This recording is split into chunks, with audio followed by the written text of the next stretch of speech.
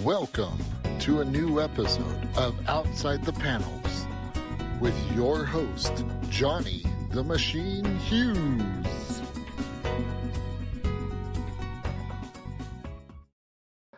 Welcome everyone to an episode of Outside the Panels. I'm your host, Johnny the Machine Hughes, and it's not very often that I get a little bit tongue-tied or lost for words. That said, my guest tonight is a gentleman who I have had the pleasure of meeting at the annual Thought Bubble convention, and I've reviewed his book on Comic Crusaders. It is an absolute peach of a book. So I'm a little bit in awe of this because this book is probably my favorite indie book of all of last year, bar none. All right, so that's how highly I recommend this book. I'm talking to Cindy and Biscuit creator. It's fantastic, Dan White. Dan, how's it going, sir?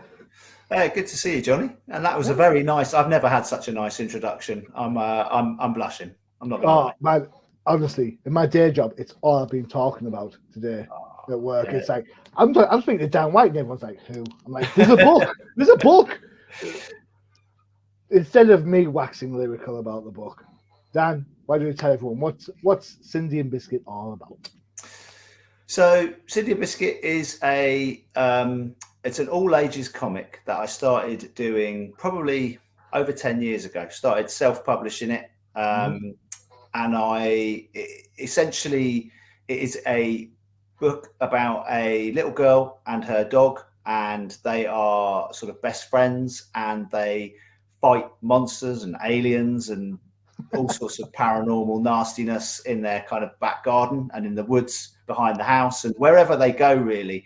But it's cut through with a sort of bittersweet slice of life reality, where her sort of daily interactions with her school friends and with her mum and with anything outside of Biscuit and the kind of monsters is a bit tougher and a bit harder for her. So it's a kind of rollicking action comic where I get to talk about all my favorite. Well, I get to kind of have reference to all my favorite kind of genre stuff, monsters and horror films and all that, but also with a very I don't know, sort of, like I say, slightly tougher edge to the reality, because I sort of wanted to do an all ages comic that was also that could speak to literally everybody, and that didn't talk down to kids, that isn't patronizing. So yeah, it's funny because when you describe it like that, my immediate thought process was it's very Calvin and Hobbes. All right, because everyone knows Calvin and Hobbes, the hyperactive kid with the pet tiger, or is it pet tiger? But then when you think about the other aspects of Cindy's life, it kind of reminds me, spoiler alert, it kind of reminds me of The Snowman. That final scene in The Snowman where everything is, he's had his adventure, and this is the reality, you know, what happens at the end of that. And also a little bit of Kes. Yeah, well, I think, you know, we grew up, but both of us grew up on probably a heady diet of fairly like bleak and brutal children's entertainment. I mean, I think if you're a child of the 70s and 80s, then you're very used to the kind of stuff where it's like heartwarming and lovely and then incredibly depressing at the same time, and sometimes terrifying as well. Like, we've all got these memories of weird old shows like Children of the Stones or Children of Green Knoll, these things that were put on Moondial, Chucky. Oh man, first season of Chucky scared the pants off me. Yeah, and such an uncanny atmosphere. And I think it's a really good shout because it's something that I wanted to have in the comic, was that it is meant to be a bit creepy. It's meant to be a bit unsettling, and it's also meant to have that sort of poignancy and slight edge of maybe sometimes desperation in amongst all the kind of slapstick and the fun and the crazy monster design. Because I think it's just sort of too easy to go down the route of you know, the sort of gee whiz isn't being a kid wonderful, because it's just, I think being a kid is it is wonderful, but it's also terrifying, and it's weird, and it's unknowable, and it's confusing. And that's why I wanted to do a sort of comic that would speak to children, that they could enjoy, but also that speaks about being a kid, you know, what it's like. So Cindy gets up to all sorts of adventures with Biscuit. Biscuit's the faithful companion. The Hobbs to her Calvin. I'm to her Doctor. The Robin to her Batman. I remember speaking to you in Thought Bubble, and one of the things that I resonate or I get from the book is the relationship between Cindy and Biscuit, and moreover, the relationship of Biscuit to Cindy. You know, because it's obvious, it's too obvious to consider it like human to dog, but we never think of it from the other way around. And it's something that I personally have, I guess, loads of people have, to be fair, experienced when they have their own dog, and that kind of moment when you realize that dog is there for you rather than you're there for that dog, and the emotion aspect between them, because I mean, poor Biscuit gets into some scrapes, bless his cotton. But he still comes back for a ticking because Cindy's his person. His person. That observed. Was that observed from like you growing up, or having pets yourself, or is it just kind of being like an extension of that unrequited love? Because that's what the dog is to Cindy. Yeah, I mean, it's funny. It's definitely based upon having dogs growing up. Because when you're a kid, I mean, I had guinea pigs, hamsters, cats, dogs. I had all sorts. Why do we have guinea pigs? I mean, I don't know. They really do not give much. They live in mortal terror, as far as I can see. My kid growing up wanted what did he want? He wanted an emperor scorpion. Like, what? And then he got upset when it stung him. I was like, dude, it's a scorpion. What do you expect to happen? So I had I had two dogs growing up, and I do remember sort of the feeling of when you're kind of out walking them, the way that dogs are, the way they just have that endless, you know, just ingrained loyalty to you, and the companionship of it. And I think, you know, if you're feeling down, a dog kind of responds to it. They kind of come and sit with you. They are very empathetic creatures. And I knew when I started doing the strip, I was like, well, Biscuit is kind of he's like the soul of the comic. Because Cindy is the kind of the heroine or the hero of it, but she's quite unknowable. And I wanted to make sure that you never have, you never really get a sort of feeling for what she's thinking. There's no thought bubbles. There's no internal monologue for Cindy. She's very reactive. And Biscuit is the sort of like I say, he's the soul of the comic, and so he gets to do the sort of expressive reactions. His eyes do a lot of the feeling of the comic, and so, you know, he's the one who looks worried. He's the one who, you know, is looking adoringly at her. He's the one who looks fearsome when the chips are down. And I just thought it was a really lovely, from a cartooning perspective, it was a really nice counterpoint to have like this quite sort of almost blank kid who you're like, she's a bit unknowable, and then this really warm, expressive dog that is, you know, you're kind of hook into the comic. But also this idea that her life is a bit tough sometimes. You know, she's clearly a kid who doesn't know how to get on with other kids particularly, or doesn't know how to fit into these social situations. She doesn't even want to. That's an interesting thing, because she survives a kind of hand to mouth kind of existence with no other support other than the odd meal from her mum. And biscuits. It's not as if she. There's maybe one story where there's a gang of the girls together, but it's not like she craves their attention. No, and I kind of always wanted her to be that she comes from a long lineage, I suppose, of like quite sort of hard girl characters, right? So when we were kids, I read the Beano, and I remember like Minnie the Minx. I was thinking that this morning driving to work. I was like, is he going to talk Minnie the Minx? Yeah, Duke Atkins. Yeah, Marmaduke. Yeah, Marmaduke. You know, these tough girls. So you've got Imelda in Grange Hill, the girl bully Yeah, from Grange Hill. So Tracy there's Beaker, I these suppose, exactly. for some Um, more recent readers and viewers. and also this sort of like from the Miyazaki films. So like I think one of the most striking entrances I've ever seen in a film is in Princess Mononoke, where she turns up and she's riding a wolf and she's got some kind of terrifying mask on, and she just the next thing she's kind of literally like sucking like some sort of bullet out of the wolf's neck, and she turns around and she's kind of smeared with blood. And this is like notionally a sort of kids film. Yeah. And I was like, I just wanted to have a kind of a protagonist who was like a total hard girl, you know, like terrifying. And I've got a 7-year-old daughter, and they are quite scary, you know. Like, they are. If you see her running around with a baseball bat, run. Absolutely. I mean, I'm like, sometimes I look at her and I'm like, what have I done?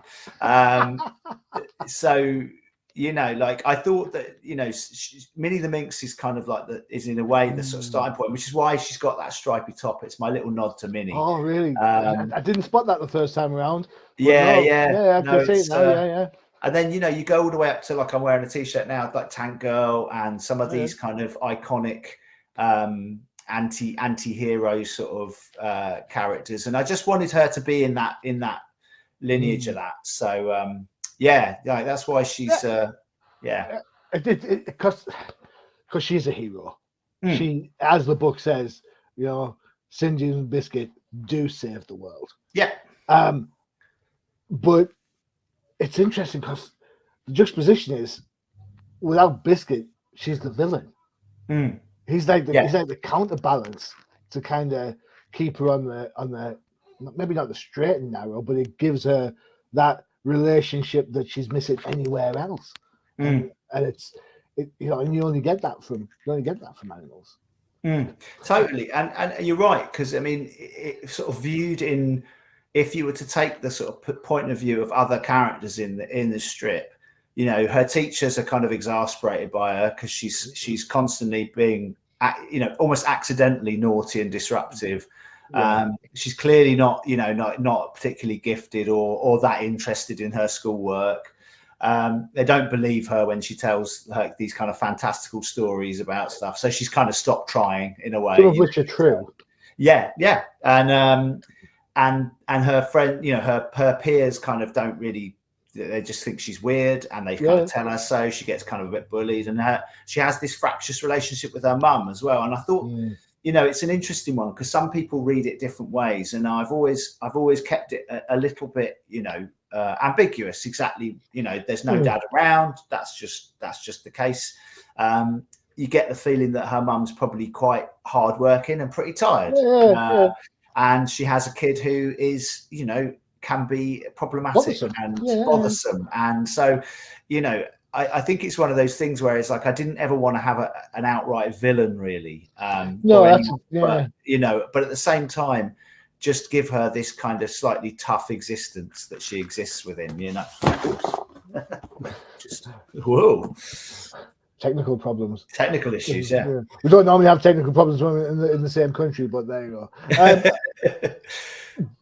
It's interesting. So, I guess it's easy to find faults with the other characters. I agree with you wholeheartedly. Cindy's mum. I have a lot more sympathy for Cindy's mum than I do Calvin's mum. Right. Interesting. Yeah. Because I never see Calvin's mum do anything but be at home. Yeah. And now I'm going to get grief from loads of stay-at-home mums. It's fine. You're all great. You all do a fantastic job. But the book feels, it's odd because visually it looks like it could happen outside in like ET world, you know, where, you know, in that kind of like Oregon sort of foresty stuff. But then when you read it, it feels absolutely British. Yeah. Because the mum coming in from being tired from work, how many jobs is she? I got the impression she has 2 or 3 jobs, if I'm honest. Yeah. And she's just come in, finished one shift somewhere, there's some money for some fish and chips, and boof, off she's gone to the next round. That's the impression I got reading the book. And so to me, the words and the kind of some of the daytime setups scream Britain, especially some of the school scenes. Whereas the nighttime stuff feels kind of that Oregon foresty kind of big red wood type of thing. And interesting when I think about that kind of mix. So it was quite conscious actually, because I sort of the strip developed quite organically because I just started doing it, and I found it was it was based on a single panel comic strip I did for a long running kind of cartoon strip thing I did called Terminus, which was just single meant a bit like The Far Side or something like that. It was meant to be the I was kind of pretentiously, I was exploring what you could do with just a single panel comic strip rather than just being a gag strip. And so some of them were weird and some of them were scary and some of them were like bizarre, and they were all, it was always meant to be like a window into a different place. And I did Cindy and Biscuit was one of those strips where it's just a little girl and her dog, and they're just Cindy and Biscuit Save the World again, massive burning alien armada, tiny girl, dog, stick, this idea of like that all it takes to see off an alien armada is these two, and also that it happens more than once. It's a regular occurrence. It's no biggie. No, and just another day in the office. Exactly. And I remember just sort of looking at them thinking, oh, I like them. And then, I got a chance to do a strip for an anthology series, and I chose to do them. And, again, it sounds so pretentious, but I've never had characters sort of come alive in the way that they did, where I was like, oh, I know how they'll react in every scenario. I know what Biscuit will do. I know what she will do. And the stories just flowed really like quickly in that way. And the world began to shape quite naturally, I think. And one of the things I did think was like, well, I want to keep it in a sort of non-specific time. So it's not consciously retro, but there isn't mobile phones. There's no internet. There's no, because I just sort of was slightly riffing on my own childhood, but also I wanted the stories to be simpler. And I think when you got things like the internet, it's a different way of telling it.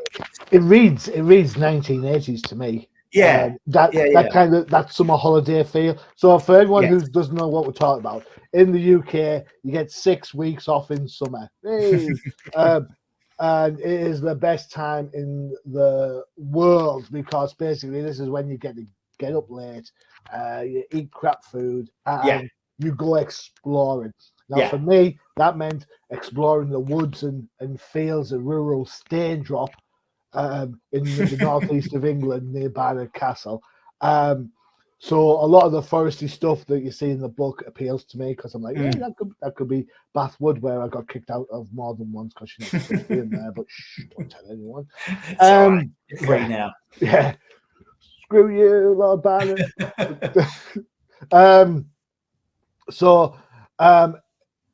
It's that period that kind of any day could last forever. That totally. The dark out of the book. And I similarly, I grew up in a countryside setting, really, and so I was used to those days of just kind of going off and losing yourself for a whole day. And it wasn't like always super, this super romantic idea. Like a lot of the time, you're just going and burning a tire in the woods with your mates. It's not, it's not halcyon days, but there is elements of it where it is just like, the day's gone forever. You're on your bike, you kind of, you're just killing time in nature, and that's definitely the vibe that I'm going for. The freedom, all the kind of all the sort of buttoned up sort of feeling of the school and the home settings should sort of explode into a much more free thing. And so you're right, the woods are these sort of, suddenly they're much more like, they could be anywhere. They could be America, they could be England, they could be, but it's meant to be this sort of big, free, wild place where anything and anything can happen, and frequently does to Cindy. And I like to keep the supernatural / fantastical elements pretty like wide open. I mean, it's not just aliens. It's like there's kind of ghosts. There's zombie mermaids. There's that was a scary one. The haunted trees and reanimated snowmen, and it's just anything that I can think of. And in the Bad Girl, which is the big long story that is it makes up a big chunk of the book. That's my kind of riff on the sort of J horror, stringy haired ghost girl, the kind of horrible Sadako or whatever she's called thing crawling out of the TV. So I try and keep it like very broad in like what can happen in her world, because then the fun is endless, right? Definitely. We'll take a look at some of the art from the book Sure. after the break. So we'll take a quick break there before we come back and talk some more creative stuff and look at the book. Advert wise, where shall we go? I'll tell you what, these guys have got a show coming up. Check it out. It's the Old Timers.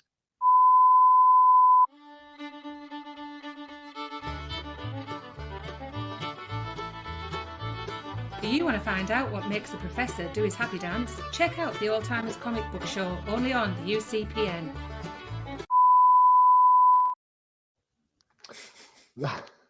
Everybody laughs at that. That's really good. All right, so check out the Old Timers Comic Book Show if you like your comics of a certain vintage. That's 25 years or older. The guys are working on their comic books that have been borrowed from other universes to make their way to other universes. So we'll see who gets there. No, it's a question to be asked for sure. Right, let's have a look at some art. You're the writer illustrator of this book. Which do you find easier to do? Do you find that you have the idea for the story and then your artist brain says, Dan, what the hell are you doing? Or do you come up with like the key image and then your writer brain says, Dan, what the hell are you doing?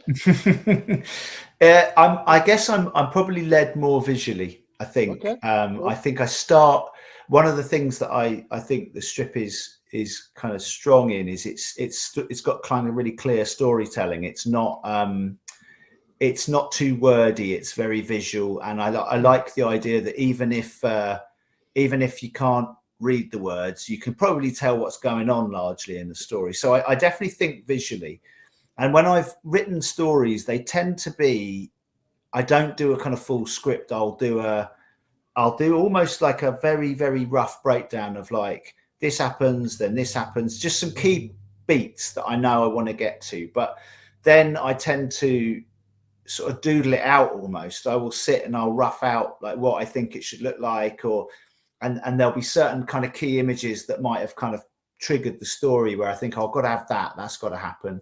And then it will kind of flow like that. And then when I tend to have an idea of the dialogue, but not write it down always. I mean, I might jot it down, but then when it comes to it, I'll kind of almost do the dialogue last.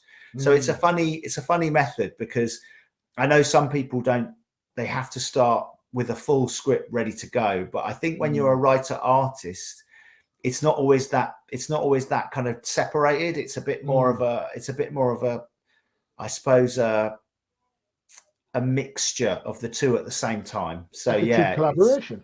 Exactly. It's the best collaborator, because I can I can boss myself around, and I can miss deadlines as well. It's wonderful. Yeah. Oh, I can just imagine the conversations. Dad, yeah, you're late. So what? Where are those pages? In my head still. Yeah. Why I order? All right. I'm intrigued. We've got a panel up there right now. This is. Can we spoil it by saying? Should we spoil it by saying it kind of makes more than one appearance? Yeah. No, I think that's fine. Yeah, that's fine. Yeah, that's the man wolf. Yeah. Yeah.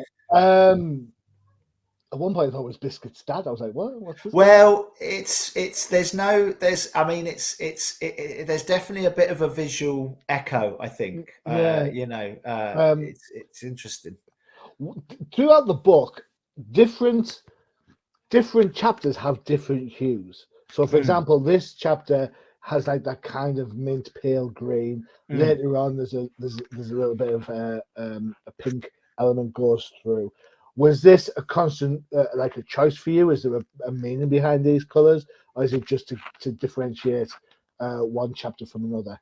If it is the latter, that's totally fine. Well, it's a bit of both. So like when I originally self-published a lot of these comics, they were in black and white, and I used kind of a duotone to add grey shades to it. Mm-hmm.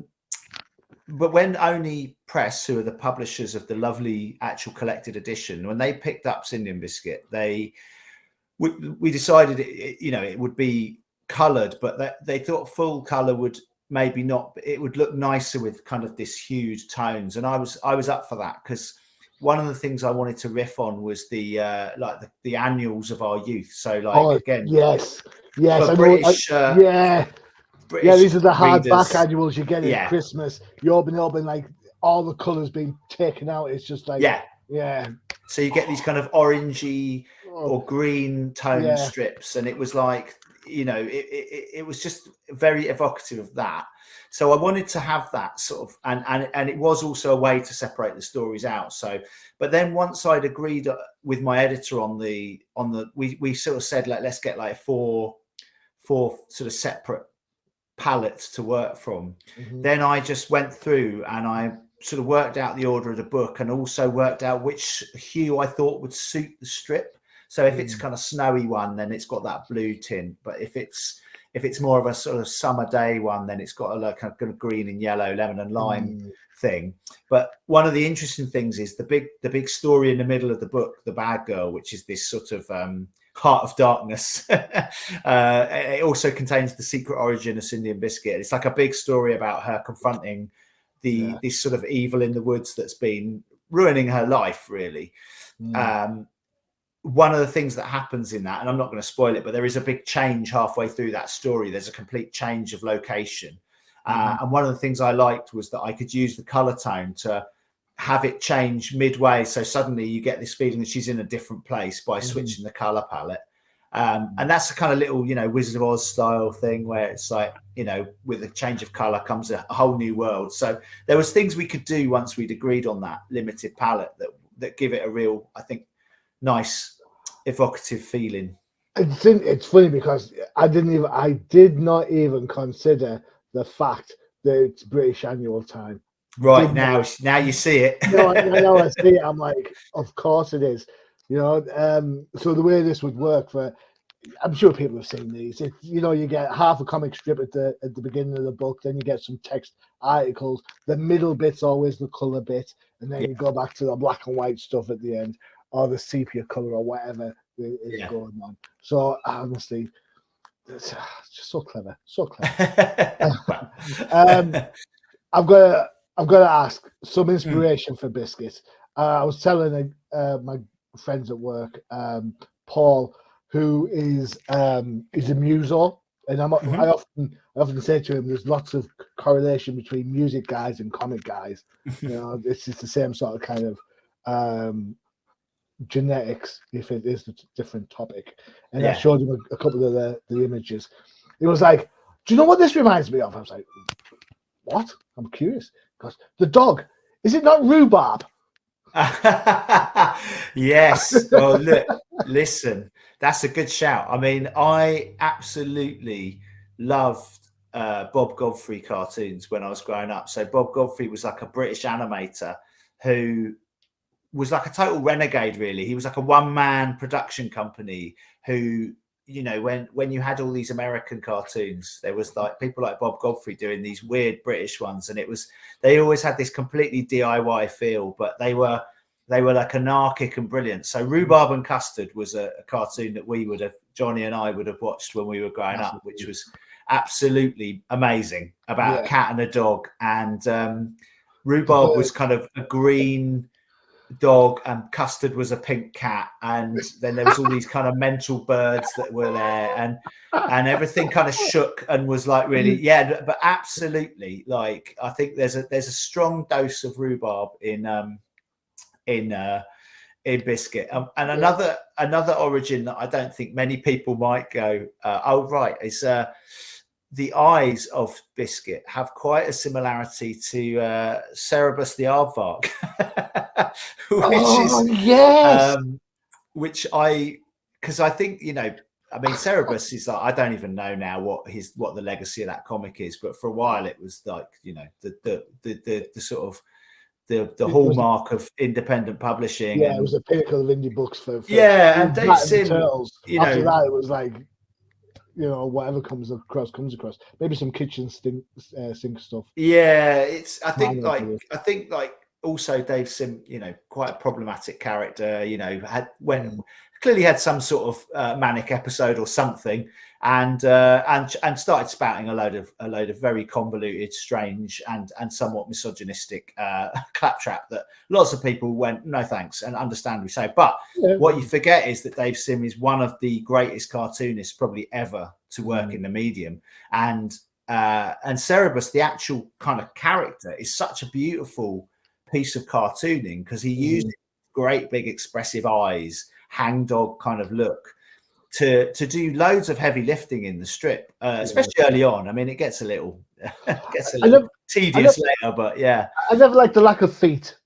Cerebus. Right, yeah, these kind of strange tubes. I was like, I always preferred. I know it came a little bit later, so apologies. I always preferred Bourne, Jeff Smith's Bourne. Oh, but Bourne is another. I mean, I'm not sort of that familiar with, but I definitely really loved his cartooning. I thought like Bourne's a nice idea as well, because that's Bourne's a strip where I think he was doing a fantasy comic that had this really lovely kind of animated quality, and again felt like it could be pitched towards kids, but then it's kind of like got some pretty dark stuff in it, like Bone. It's pretty great. Again, like a bit lost to time now, I think. But in its time, like huge, a big thing. Yeah.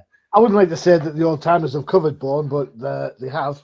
Professor Loves Bourne was a joke that went on for ages. I'm sure. Yeah.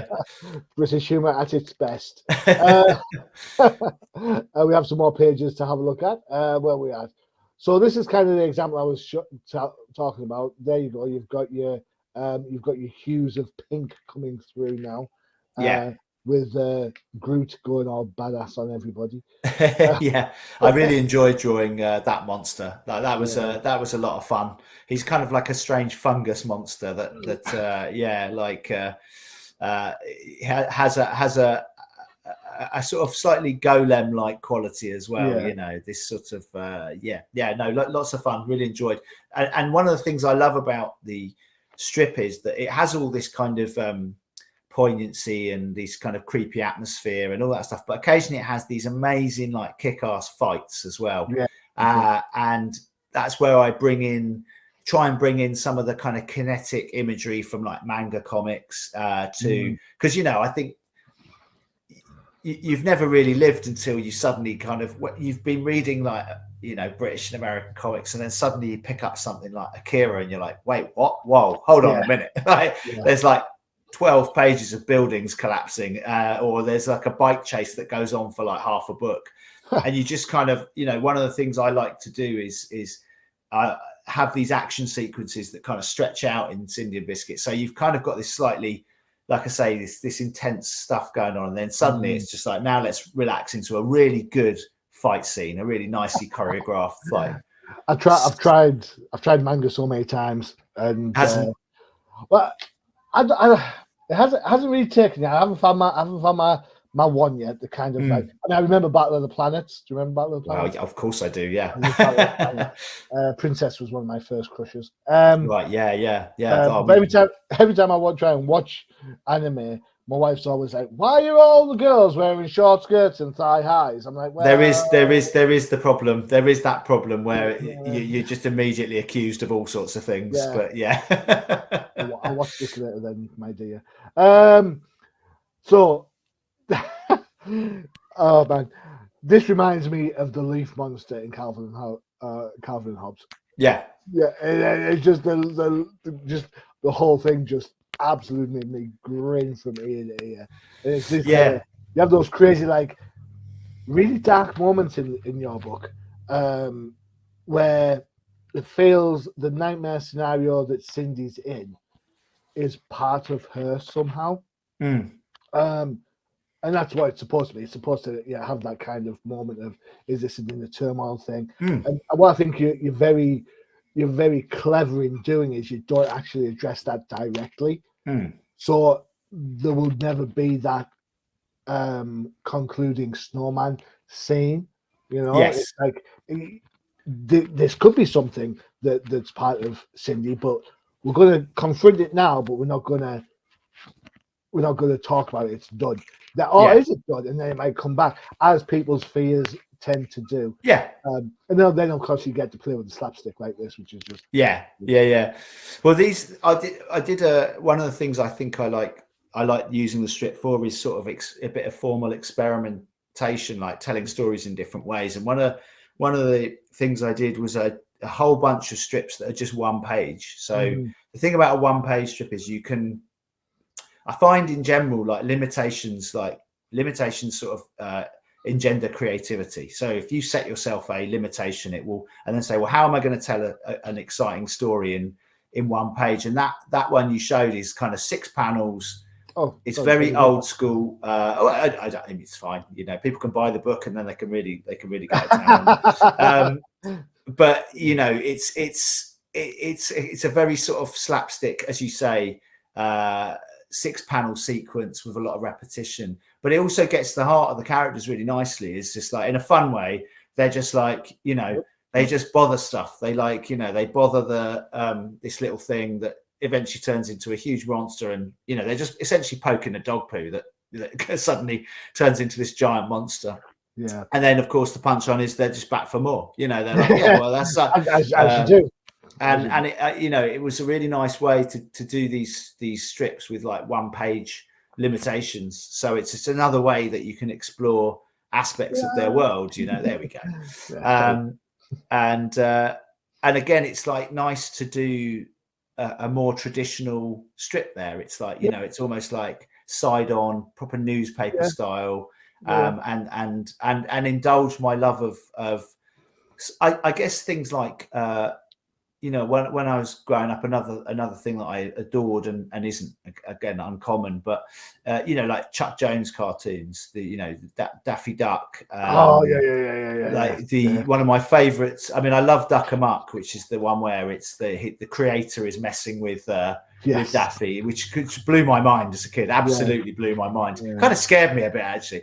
But probably my favorite ever is like Rabbit Season, Duck Season, or who doesn't love Rabbit Season, Duck Season? With just that, those sequences of Elmer Fudd and Daffy and Bugs, just some of the funniest stuff ever. And I love that kind of Chuck Jones style gag sort of style stuff as well. So I wanted to make sure there was like, there's always that. And it's a nice way that you don't go too far into just like, oh, it's all serious and grim and miserable. It's like you can just cut to a sort of nice, funny slapstick sequence, and that'll kind of lighten the mood again. Because I think you're in danger of going a bit too, getting a bit too maudlin and stuff sometimes. I don't want to get all Morrissey on my strip. Certainly don't now, actually. Every day is not like Sunday. That'll be Volume 2's title. That's there you go. We talk about the action scenes. There's some manga influences going on there with the got some speed lines, and I like to use like special effects, not special effects, the sound effects to sometimes kind of add to the strip as well. I really like that kind of Will Eisner style, using the lettering and the sound effects to actually It's funny because my wife and I were off in October. We had some time off together. We ended up watching Countdown. I don't ask me why. Because my wife is kicking my ass on the letters, but she can't count for crap. So I wouldn't get 10 comic books. I know. And Susie then did a whole like 2 episodes worth of Susie's Corners about comic book sounds. Wow. And it was like she talked about Snicked for the claws and Zap for the visor for Cyclops and Thwip for Spider-Man's web shooters. So these sounds can absolutely emanate as much as the characters themselves. I mean, I must admit, everyone I know says Zap. Everyone goes, oh, Banff.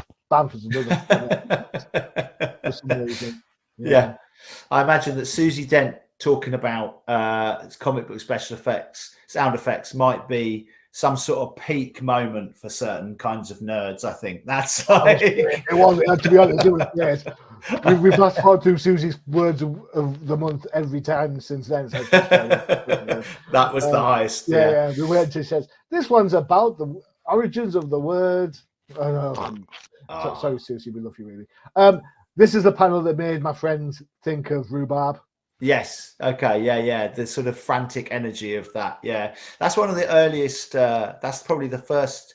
I think it's the second page of the very first Indian Biscuit comic. And one of what I think from the outset, I really wanted to get this idea of like the sort of irrepressible joy with which like they launch themselves into what is, you know, a pretty like hair-raising fight with a bunch of aliens. That first strip's quite brutal as well. Like I think I'm still finding the tone, and it's like there's a bit where she's holding up like this kind of remains of an alien saying, we come in peace, and laughing, and it's a bit like she's maybe a bit too evil there, I think. I often love it when people and products and comics and TV shows and whatever find their feet, because it's that moment where you go, yeah. And you can see sometimes these sort of experiments where it's like, is it this or is it going to be that, or where are we going with this? And I think what's nice about the collection is it's got quite a range of strips in it, so you can sort of see that the strip kind of growing and changing, and it's excellent. All right, so Dan, we can follow you on social media. There we go. Yeah, and Indian Biscuit. So you've got your Twitter. Yes, we're still calling it Twitter. We're going to call it X. Not going to call it X. And you've got the Instas going on there. No, it's no TikTok, just as well, because I mean, I don't. One's going to pull the plug on that one in a little while, I believe. I know, and to be honest with you, I think me on TikTok is just gonna confuse everybody, including myself. So probably best to just leave it. You have a website. Yes. We have a look at this. Give me 2 seconds to be all technical about it. Boom, share. Look at me doing the whole video thing. No, it's magic. I mean, I've never been on such a high tech endeavor. Yeah, there we go. Don't oversell it. There you go. All right, so there you go. milkthecat.wordpress.com. There you go. You can get yourselves a t-shirt. Yeah, another t-shirt. What else we got? The images, excellent. Yeah, it's got a bunch of stuff. It's got loads of Indian Biscuit stuff on there. There's also some of my older work. You can see some like record covers I've done, and posters and all sorts of random stuff throughout the years. And I promise to update it more frequently than perhaps I have done for a while. So yeah, it's all right. The book is published by Oni Press, and it's out now, correct? Yes, that's right. You should be able to order it from most websites where you can order books from, and I think if you go into Waterstones, you can order it via them. And so I think it's and obviously any book shop. I was going to say self-righteous, but no. Yeah, baby. Woo! Any self-righteous comic shop, any righteous comic shop should stock it. So, and if they don't, you go in and tell them they must stock it immediately. That's an order. It's absolutely. I wasn't just blowing smoke earlier. The book was an absolute peach. It was a joy to read, cover to cover, and I was laughing. I was sad. It had everything, man. It was such a great read. You know, so often I see so many books. And it's like, Batman, Joker, Spider-Man, Green Goblin's in this one again. And you come across a book that just absolutely blows you away. And Dan, that Cindy and Biscuit Save the World, is one of those books. It's an absolute joy to read. Thank you so much for putting pen to paper originally and hanging out and putting up with me being super nerdy at Thought Bubble. No, you were lovely at Thought Bubble, and you stood by the table and you sort of pushed it in a few people's hands as well, and sold a few copies for me. So look, you're more than welcome. No, it really means a lot when you connect with someone and they say, that the work means a lot. It really is huge. I think when you kind of sit and create stuff, that when you get that kind of personal feedback. So I'm so pleased you enjoyed it, and I'm really thankful that you had me on the show. It's been loads of fun, and just thanks, and thanks for being as just a general booster of comics. I think the world needs more of them. So thank you. If you don't believe what we're saying about the book, you can head over to this place, Comic Crusaders. The editor-in-chief on this website absolutely loved the book too. So he should, because it's me. It's there you go. All right. There you go. Some lovely comments in there. Check that out. I will before you go, I do have to quickly give a shout out to Jim Campbell. He's your letterer on the book, right? Yes. And I'm one of my big, I suppose, on the hill moment as letterers get credit too. Oh, for sure. He must have been really mad because there's not a lot of words in this book. He's like, yeah, I'll do your book, and then you give him like 4 pages of dialogue. Yeah, so there you go. Like, here's the dialogue. Pages, like, when I wrote the dialogue out for him, there was whole pages where I'd be like, then there'd be like a little thing where it'd be like, NNG, as like, someone gets slammed into a rock or something. But no, one of the things I've got thanks for reminding me, because like obviously Oni put together a lovely package, and I did the colouring myself, but the design of the book is lovely. Sarah Rockwell did a really smashing job on it. Honestly, I just love the way it looks.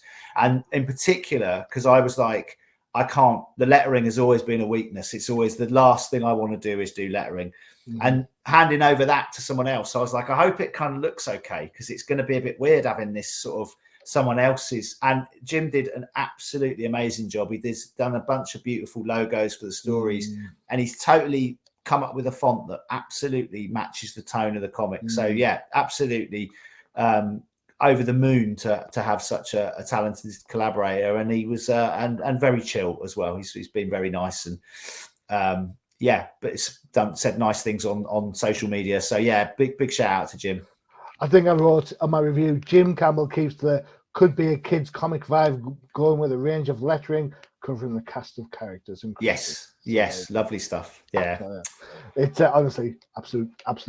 He's an absolute gent. I have yet to speak to him, but his work is absolutely gorgeous. He works across the board. Well, lettering's one of them things as well, isn't it? It's like actually.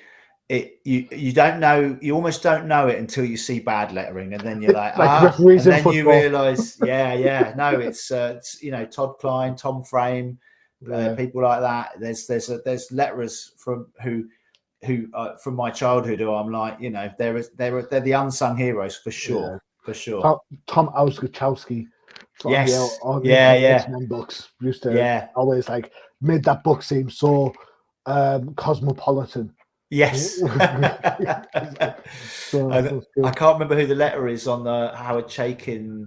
Is it John Workman or something like that? I can't remember. There's a letterer who works with Howard Chaykin on stuff, and he's like brilliant. Like he's really kind of like chunky and design heavy. Anyway, nerding out about letters. Easy tiger. All right, okay, there we have it. Another show in the bag. Dan, thank you so much. The book is available right now, so go and check out your websites where you buy books. Check out forbiddenplanet.com or forbiddenplanetinternational.co.uk. Pop into your local stores, get it ordered. I've had a copy of the book. It was a perfect Christmas gift for someone dear to me. Oh, well, that's lovely to hear. And the quality is just, it's a hefty book. It feels like a proper book. Honestly, it's just a work of art. I cannot say enough good things about this project at all. Oh, thank you, Johnny. That is too nice. Yeah, I'll get fired for being biased now, I think. Yeah, exactly. Bring some balance. Get someone in to slag it off now. Bring some balance, find a bad book to talk about. No, right. Don't forget to check out the UCPM for all your favourite shows. You saw the trailer for it earlier, the Old Timers Comic Book Show. And if you like your comics Marvel, check out the No Price podcast, where the guys will be talking about the 2 new episodes of X-Men 97 that dropped this week. And of course, you DC fans aren't left in the dark with the Definitive Crusade. What more could you want? Dan, absolute pleasure. Thank you for spending the time. I really do appreciate it, man. No, really, yeah, really likewise. It's been a real treat. Cool, thank you. I've been your host, Johnny Machine Hughes, and as always, adios. Visit undercovercapes.com for the latest and greatest podcasts via the Undercover Capes Podcast Network. Also visit our parent company website, comiccrusaders.shop, all about comic pop culture.